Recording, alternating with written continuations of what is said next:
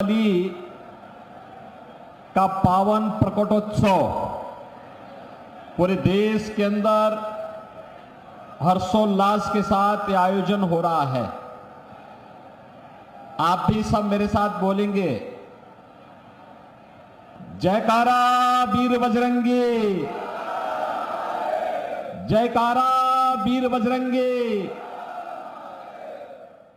मंच पर उपस्थित भारतीय जनता पार्टी के प्रदेश के भारतीय जनता पार्टी के जिला के अध्यक्ष श्री उदय गिरी गोस्वामी जी, जिला प्रभारी और विधान परिषद सदस्य श्री सत्यपाल सिंह सैनी जी, जिला प्रभारी सत्यपाल पाल जी,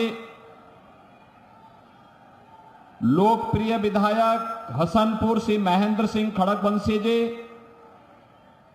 लोकप्रिय विधायक धनौरा श्री राजीव तरारा जी, हमारे एमएलसी श्री हरि सिंह ढिल्लों जी,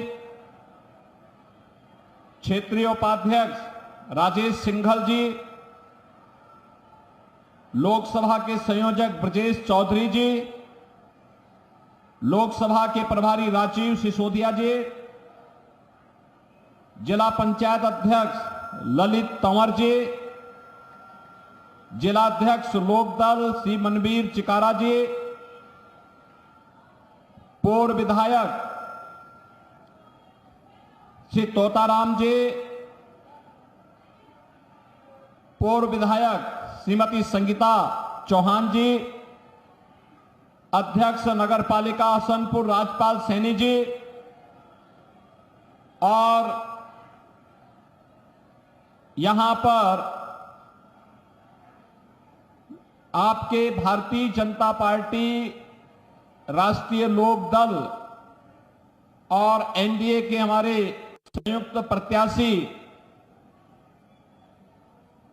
जिन्होंने समाज सेवा के कीर्तिमान स्थापित किए हैं, ऐसे चौधरी कंवर सिंह कंवर जी, भारतीय जनता पार्टी के हमारे सभी पदाधिकारी और उपस्थित बहनों और भाइयों, आप सबको मैं आज हनुमत जयंती की हृदय से बधाई देता हूं। रिद्धि सिद्धि देने वाले बजरंगबली आप सबकी सुरक्षा भी करे, आपके जीवन को सुख और समृद्धि की ओर अग्रसर कर सकें, इसकी मैं आप सबको अपनी शुभकामनाएं देता हूं। बहनों और भाइयों, पहले चरण का चुनाव संपन्न हो चुका है। देश के अंदर 102 लोकसभा सीटों पर चुनाव संपन्न हुए हैं और उत्तर प्रदेश के भी 8 लोकसभा सीटों पर चुनाव अब तक संपन्न हो चुके हैं। दूसरे चरण के मतदान की तैयारी चल रही है और 26 अप्रैल को दूसरे चरण में मतदान होना है। बहनों और भाइयों, पहले चरण के मतदान के बाद देश के अंदर जो रुझान देखने को मिला है, जनता जनार्दन का आशीर्वाद भारतीय जनता पार्टी और सहयोगी दलों को प्रचंड बहुमत के साथ प्राप्त होने जा रहा है और इसीलिए मैं आपका आह्वान करने जा रहा हूं कि देश की जो आवाज है, वह आवाज है फिर एक बार, फिर एक बार, फिर एक बार मोदी सरकार का। क्योंकि प्रधानमंत्री मोदी जी ने देश के अंदर 10 वर्ष में देश की तस्वीर और तकदीर को बदलने का काम किया है। देश के अंदर सुरक्षा का बेहतर माहौल दिया है, देश के अंदर विकास के बड़े बड़े कार्य किए हैं, गरीब कल्याणकारी योजनाओं की एक लंबी श्रृंखला दी है। बहनों और भाइयों, याद करिए 2014 के पहले देश के अंदर आतंकी वारदात होती थी, बम विस्फोट होते थे और सुरक्षा का वातावरण था। लोग भयभीत रहते थे। 2014 के बाद आतंकवाद को नियंत्रित किया गया और 2019 आते आते मोदी जी ने ऐसा कार्य किया कि आतंकवाद की जो जड़ थी, कश्मीर की धारा 370, उसी को समाप्त करके उखाड़ फेंक दिया गया और आज भारत में आतंकवाद का नेस्तनाबूद कर दिया गया। बहनों और भाइयों, अब तो कहीं पे जोर से पटाखे का धमाका होता है तो पाकिस्तान सफाई देता है कि नहीं नहीं हमारा हाथ नहीं है, क्योंकि पाकिस्तान को डर है अगर गलती से भी भारत के अंदर आतंकी घटना को अंजाम दिया और किसी निर्दोष नागरिक की जान गई तो लेने के देने पड़ जाएंगे। बहनों और भाइयों, बिनु भय होई न प्रीति, यही है आज देश का दुश्मन भी भारत की ताकत का एहसास कर रहा है। ये किसके कारण? ये किसके कारण? मोदी जी के कारण, कांग्रेस के कारण नहीं। कांग्रेस के समय में तो आतंकी वारदात होती थी, एक कानों में तेल डाल करके चुपचाप सो जाते थे, आंखों में चश्मा लगा करके ये लोग चुपचाप अनदेखी कर देते थे। कहते थे हम देख रहे हैं, देख रहे हैं, देखेंगे। अनदेखी करते हुए भी कहते थे कि हम देख रहे हैं, देखेंगे, और आतंकी अपनी वारदात को आगे बढ़ाता था। और समाजवादी पार्टी तो उससे भी 2 कदम आगे बढ़ गई। इतनी बेशर्मी की इन्होंने, इतनी बेशर्मी की कि जिन लोगों ने अयोध्या में राम जन्मभूमि पर हमला किया था, जिन लोगों ने काशी में संकट मोचन मंदिर पर हमला किया था, उन आतंकवादियों के मुकदमों को समाजवादी पार्टी ने वापस लेने का दुस्साहस किया था। तो हम धन्यवाद देना चाहेंगे न्यायपालिका को कि इन्होंने समाजवादी पार्टी की इस मंशा को पूरा नहीं होने दिया। और उस समय कोर्ट ने तीखी टिप्पणी की थी समाजवादी पार्टी पर, समाजवादी पार्टी की सरकार पर। कहा था आज आतंकवादियों के मुकदमे वापस ले रहे हो और कल बड़ी बेशर्मी के साथ इन्हें पद्म पुरस्कार से नवाज करके देश की जनता की सुरक्षा के साथ खिलवाड़ करोगे, ये नहीं होने देगी न्यायपालिका। बहनों और भाइयों, ये लोग देश की सुरक्षा की क्या बात करेंगे? कौन सी सुरक्षा की लोग बात करना चाहते हैं? और यही बात विकास की मैं करना चाहता हूं। बहनों और भाइयों, हाईवे कैसे बनने चाहिए, अमरोहा से ज्यादा कौन जान सकता है? अमरोहा से दिल्ली की दूरी है मात्र 165 किलोमीटर और 14 के पहले 165 किलोमीटर की दूरी को तय करने में लगते थे 5 घंटे।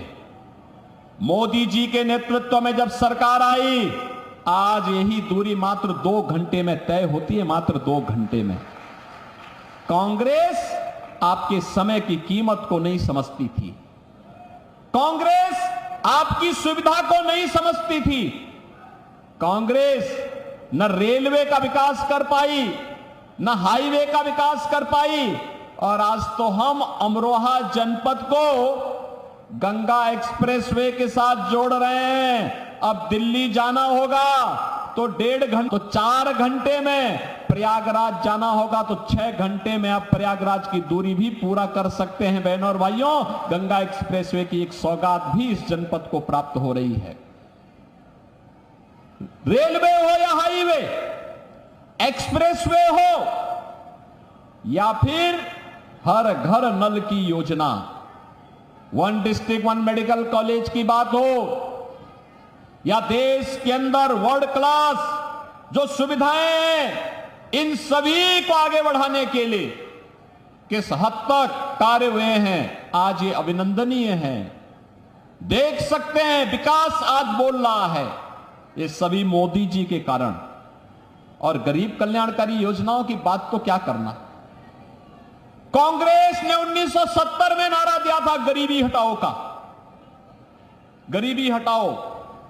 बहनों और भाइयों, गरीबी तो नहीं हटी, हां एक परिवार को देश के संसाधनों को लूटने की पूरी छूट मिल गई थी, पूरी छूट मिल गई थी। चाहे वह परिवार दिल्ली में रहा हो, चाहे वह परिवार सफाई का रहा हो, ये लूटते थे, अराजकता फैलाते थे। और डॉक्टर मनमोहन सिंह जी ने तो जब प्रधानमंत्री थे उस समय उन्होंने क्या कहा था? उन्होंने कहा था कि देश के संसाधनों पर पहला अधिकार मुसलमानों का है, तो हमारा दलित कहां जाएगा, पिछड़ा कहां जाएगा, एक खड़गवंशी कहां जाएगा, पाल कहां जाएगा, सैनी कहां जाएगा, गरीब किसान कहां जाएगा, माताएं और बहनें कहां जाएंगी, नौजवान कहां जाएंगे? देश के अंदर कांग्रेस जाति के नाम पर, क्षेत्र के नाम पर, भाषा के नाम पर बांटती रही। गरीब भूखों मरता रहा, किसान आत्महत्या करता रहा, नौजवान पलायन करता रहा। और एक कांग्रेसी और उनके सहयोगी दलों को आज जो इंडी गठबंधन के रूप में आपके पास आए हैं, बहनों और भाइयों, ये देश के साथ गद्दारी किए हैं और फिर गद्दारी करने के लिए अपने झूठे घोषणा पत्र के साथ आपके पास आए हैं। आज कांग्रेस का जो घोषणा पत्र है उसको आप देखेंगे, क्या कहते हैं? कहते हैं देश हमारी अगर सरकार बनी तो हम सरिया कानून लागू कर देंगे। आप बताओ, ये देश बाबा साहब भीमराव अंबेडकर के द्वारा बनाए गए संविधान से चलेगा या किसी शरीयत से चलेगा? भारत संविधान से चलेगा। बाबा साहब भीमराव अंबेडकर के द्वारा बनाए गए संविधान से भारत चलेगा, न कि किसी शरीय कानून से। कांग्रेस के लोग अपने घोषणा पत्र में इस बात की चर्चा करते हैं कि हम व्यक्तिगत कानून को लागू करेंगे, यानी शरिया कानून लागू करेंगे, क्योंकि मोदी जी ने 3 तलाक की प्रथा को रोक दिया, पूरी तरह रोक लगा दी, उस पर लगाम लगा दी। और उसको कहते हैं कि हम फिर से व्यक्तिगत कानून पुनर्बहाल करेंगे। ये लोग शरिया कानून लागू करेंगे और कहते हैं कि हम लोग जनता की प्रॉपर्टी को हत्या करके, ले करके, उसके माध्यम से फिर उसका बंदर बांट करेंगे। बहनों और भाइयों, क्या आप कांग्रेस और समाजवादी पार्टी को अपनी संपत्ति पर डकैती डालने की छूट देना चाहते हैं क्या? अरे आपके बाप दादों ने कमा करके संपत्ति रखी है, देखो ना इन बेशरमों की हालत। एक तरफ आपकी संपत्ति पर इनकी कुदृष्टि है और दूसरी तरफ माफिया और अपराधियों को अपने गले का हार बना करके कैसे उनके नाम पर फतिया पड़ रहे हैं, आपने देखा होगा इनके हाल को। देखा है ना, देखा है ना। और मैं यहां की जनता को तो धन्यवाद दूंगा। मैं 2017 में जब आया था यहां, इसी महेंद्र खड़गवंशी के प्रचार में मैं आया था, यहीं पे सभा हुई थी 2017 में भी और 2022 में भी। और बहनों और भाइयों, तब 2017 में मैंने कहा था, कबीरदास जी ने एक बार कहा था कि अपने पुत्र के बारे में उन्होंने कहा था कि उससे छुटकारा पाना चाहते थे। उन्होंने कहा कैसा पूत कमाल। और आपने भी कबीरदास जी के वचनों को अंगीकार करते हुए महेंद्र खड़गवंशी को यहां से विधायक बना करके भेजा, बना के भेजा ना 17 में, 22 में भी आया ना। और देखो उन्होंने यहां पर विकास के कार्यक्रमों को आगे बढ़ाया।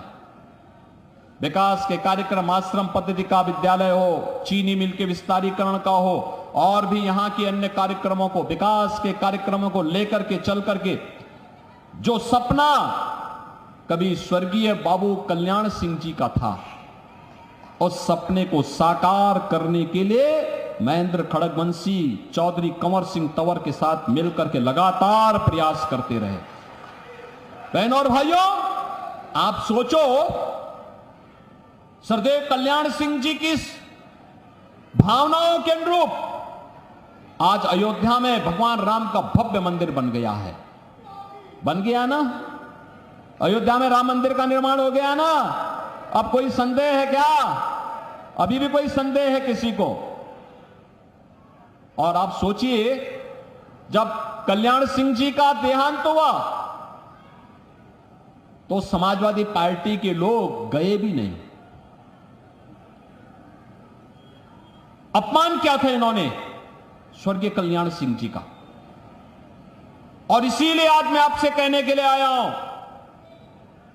कि गरीबों के हकों पर डकैती डालने वाले आज मोदी जी के शासनकाल में 80 करोड़ गरीबों को फ्री में राशन की सुविधा का लाभ मिल रहा है।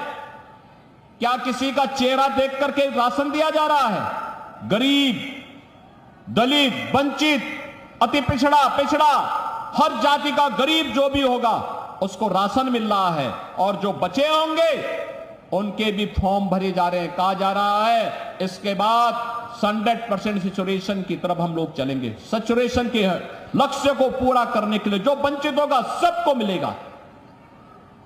60 करोड़ गरीबों को 5 लाख रुपए की आयुष्मान भारत की सुविधा। और अब तो हमने यह भी व्यवस्था की है कि जिसके पास आयुष्मान भारत का कार्ड नहीं बन पाया, मेरे पास मेरा कोई विधायक, कोई पदाधिकारी या पीड़ित भी पत्र लिख देता है तो मैं उसके जनधन अकाउंट में सीधे लखनऊ से पैसा भेज देता हूं कि भाई उपचार करा लो, कोई समस्या नहीं, सरकार उनकी है। बहनों और भाइयों, मोदी जी ने 50 करोड़ गरीब परिवारों के जनधन अकाउंट खोल दिए। क्या कर रही थी कांग्रेस 60-65 वर्षों तक? समाजवादी पार्टी की 4-4 बार सरकार थी, क्या कर रहे थे लोग? मोदी जी ने 12 करोड़ परिवारों के घर में शौचालय बना दिए। 10 करोड़ गरीब महिलाओं को, 10 करोड़ परिवारों को रसोई गैस का फ्री में कनेक्शन उपलब्ध करवा दिया। 12 करोड़ गरीबों के घर में शौचालय बना दिए गए। 4 करोड़ गरीबों के मकान बनाए गए और कहा है भी 3 करोड़ और लोगों को मकान देंगे। 3 करोड़ अगले 5 वर्ष में 3 करोड़ अन्य लोगों को। 3 करोड़ का मतलब 300 लाख। बहनों और भाइयों, यानी हर व्यक्ति अभी से मकान पाने के लिए जो वंचित रह गया उसको भी मकान मिलेगा। इसका आश्वासन मोदी जी ने दे दिया। यही मोदी की गारंटी है। 2.5 करोड़ घरों में बिजली का कनेक्शन पहुंच गया। मोदी जी को तो 10 ही साल हुए। ये कांग्रेसी क्या कर रहे थे 65 वर्षों तक? समाजवादी पार्टी को 4-4 बार मौका मिला। क्या कर रही थी समाजवादी पार्टी? बहुजन समाजवादी पार्टी को भी मौका मिला। क्या कर रहे थे ये लोग? केवल लूट करके अपने परिवार का भर रहे थे। इनको गरीबों की चिंता नहीं थी। इंदिरा गांधी ने जो नारा दिया गरीबी हटाओ का, पोता भी तोते की तरह वही रट रहा है कि गरीबी हटाएंगे। और कट कैसे हटाएंगे? कह रहे हैं जो कि जिसकी संपत्ति होगी उसको हड़प लेंगे, फिर उसको हम लोग दूसरों को बांट देंगे, बंदर बांट कर देंगे। ये बंदर बांट इनका जो है ना, इसी के लिए हम लोग आए हैं कि आज जो मोदी जी करने में सफल हुए हैं, इसलिए सफल हुए हैं बहनों और भाइयों, क्योंकि मोदी जी को ताकत आपने दी है। 1 वोट की ताकत है। ये 1 वोट की ताकत आतंकवाद ला सकता है अगर गलत हाथों में जाएगा।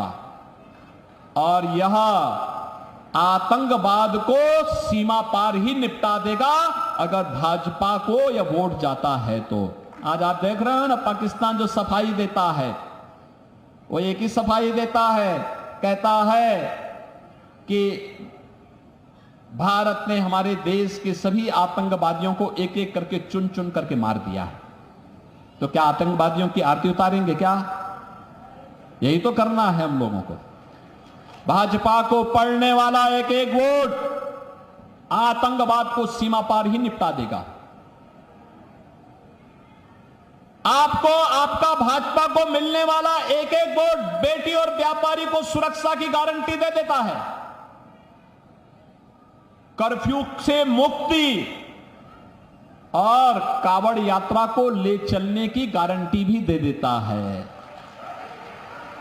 बहनों और भाइयों, आपका एक वोट गरीब के जीवन में परिवर्तन ला करके कांग्रेस के समय में गरीबी बढ़ी और मोदी जी के 10 वर्ष के कार्यकाल में 25 करोड़ लोग गरीबी रेखा से मुक्त होकर के खुशहाल जीवन जीने के लिए आगे बढ़े हैं, विकास की प्रक्रिया के साथ आगे बढ़े हैं।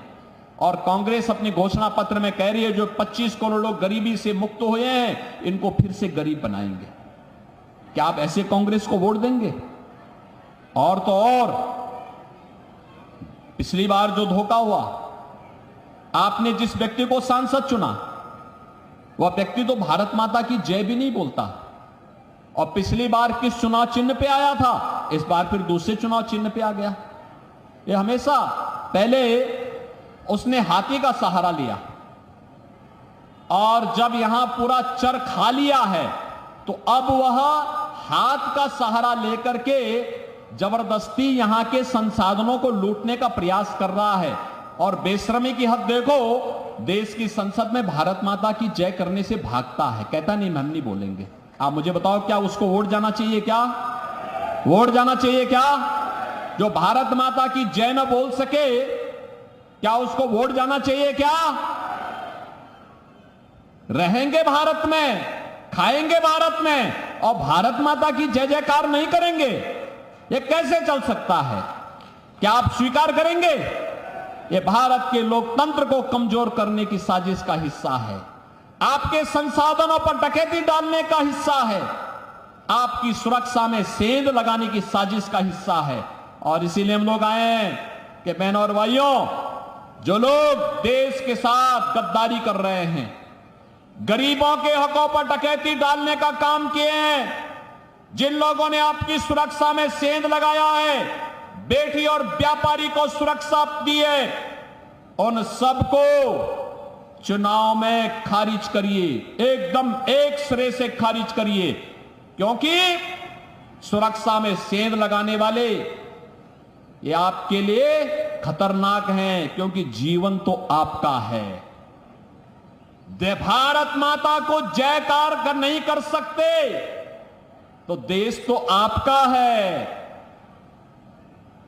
और वोट भी आपका है। इसलिए बहनों और भाइयों, अपने सुरक्षित जीवन के लिए, उज्जवल भविष्य के लिए, भारत माता को दुनिया की सबसे बड़ी ताकत बनाने के लिए फिर से मोदी जी देश के प्रधानमंत्री बनने आवश्यक हैं।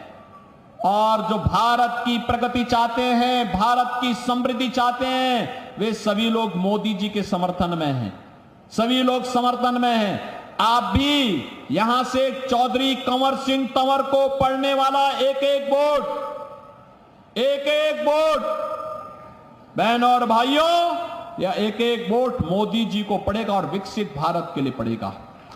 आप सहमत हैं? सहमत हैं? चौधरी कंवर सिंह तंवर को पढ़ने वाला कमल चुनाव चिन्ह पर एक एक वोट है मोदी जी के खाते में जाएगा और विकसित भारत की आधारशिला बनेगा। आप भी सहमत हैं इससे? हमारा देश समृद्ध होना चाहिए, हमारा देश मजबूत होना चाहिए, हमारा देश सशक्त होना चाहिए, आतंकवाद से मुक्त होना चाहिए, हमारा देश किसी भी प्रकार की अराजकता से मुक्त होना चाहिए। सब सहमत है ना? तो 26 अप्रैल को पहला काम मतदान, पहला काम। और आपको 2 दिन का समय और प्रचार के लिए मिल रहा है। इस दौरान घर घर जाकर के, घर घर जाकर के, घर घर जाकर के बोलेंगे हनुमान जयंती है। और हनुमान जी के आराध्य प्रभु राम को अयोध्या में विराजमान कराने का काम भी मोदी जी ने किया है। तो बोलेंगे जो राम को लाए हैं, क्या बोलेंगे? जो राम को लाए हैं हम उनको लाएंगे, बोलेंगे ना? सभी सहमत है ना? और कमल खिलाएंगे, ये भी बोलेंगे ना? सभी लोग सहमत हैं? तो चौधरी कंवर सिंह तंवर भारी बहुमत से विजयी बनकर के जाएंगे। तो फिर मेरे साथ बोलेंगे भारत माता की, भारत माता की, भारत माता की।